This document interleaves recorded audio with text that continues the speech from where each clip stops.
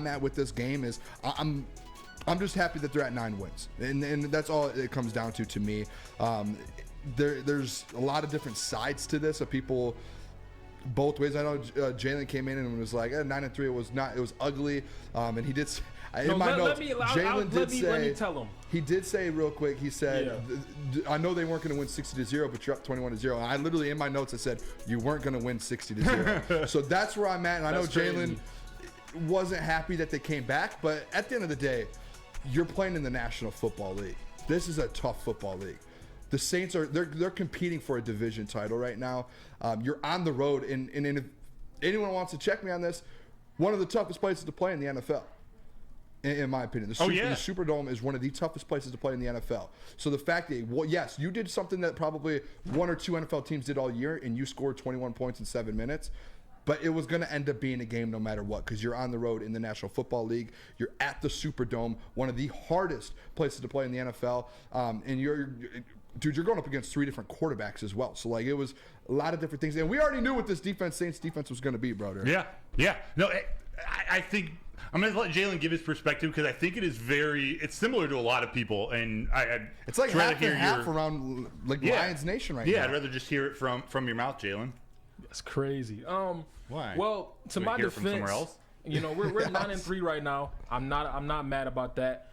We got our asses whooped on Thanksgiving in a way. We came back at the end, but we got punched in the mouth.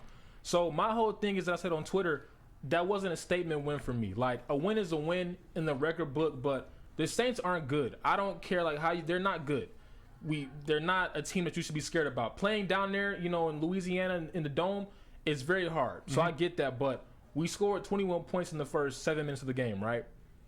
They weren't doing anything different. Taysom Hill was the reason why we couldn't do much. Not the quarterback, Taysom Hill, right? I don't think that game should have been within 14 points.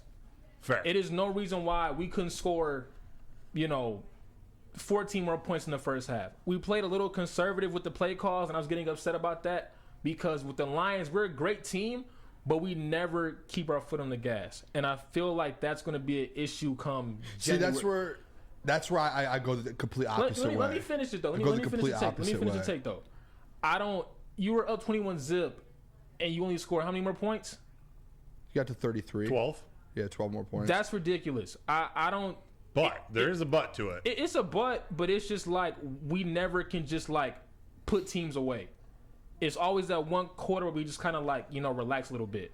And this time it was 3 quarters. Yeah, and contending teams don't do that. And we're still learning as a team, but I wasn't as impressed with the win, because it shouldn't have been that close. We shouldn't have had to wait until the last play of a drive to determine that game. That game should have been won at halftime. I can appreciate that.